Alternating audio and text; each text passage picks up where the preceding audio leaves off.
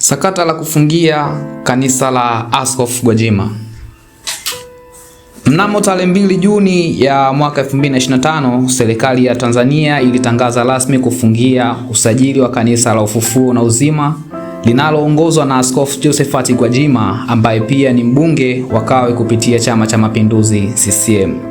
Uamuzi huu ulitolewa na msajili wa jumuiya za kiraia Emmanuel Kihampa kwa mujibu wa sheria ya Jamhuri ya sura ya 337 ikisomwa pamoja na kifungu cha 39 cha sheria namba 3 ya mwaka 2019. Katika barua rasmi iliyotumwa na Askofu Gwajima, msajili wa Kihampa alieleza kuwa kanisa hilo limekiuka sheria kwa kutoa mahubiri yenye mwelekeo wa kisiasa na nia ya kuichonganisha serikali na wananchi.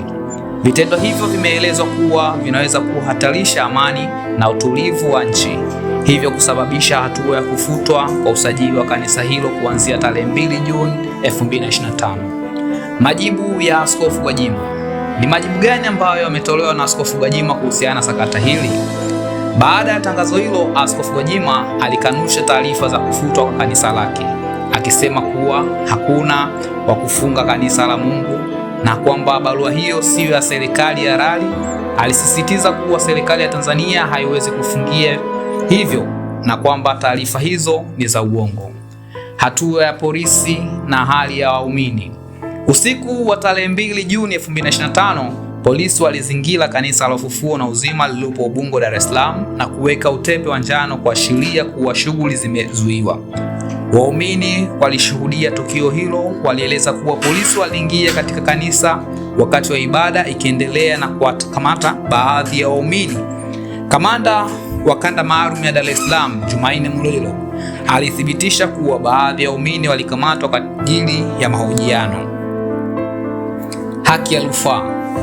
Kwa mujibu wa barua ya msajili, kanisa la Ufufuo na Uzima lina haki ya kukata rufaa kwa waziri wa mambo ya ndani ya nchi kupitia katibu mkuu wa wizara hiyo ndani ya siku 21 kuanzia tarehe ya barua hiyo. Sakata hili limeibua mjadala mkubwa nchini Tanzania kuhusu uhuru wa kuabudu, mipaka ya mahubiri ya dini, wakati serikali ikisisitiza uhuru wa huduma wa amani na utulivu. Baadhi ya waumini na viongozi wa dini wanaohoji kuhusu haki ya kutoa maoni na maoni kuabudu kwa uhuru. Ni muhimu kwa pande zote kushirikiana na dhati ili kuhakikisha kuwa haki na amani vinaendelea kutawala nchini. Hii hapo ni kuhusiana na sakata ambayo imekuwa ikivunja vichwa vingi vya habari kuhusiana na kufungiwa kwa kanisa la Askofu Gwajima ambaye pia ni mbunge wa Kawe kupitia Chama cha Mapinduzi CCM. Ili kupata taarifa zaidi kuhusiana na story hii hapo, unaweza kutufuatilia kupitia mitandao ya kijamii, nazungumzia pale YouTube kwa jina la Njokilinyo TV. Usiache kusubscribe kuwa wa kwanza kujipatia taarifa hizi hapa. Pia Instagram tunapatikana kwa jina la Njokilinyo TV. Njokilinyo TV tupo kwa ajili ya kuhakikisha kwamba unapata taarifa katika wakati na muda maalum. Subscribe, tufuatilie katika digital platforms zote. Langu jina ni Shouton_Lay. Thank you.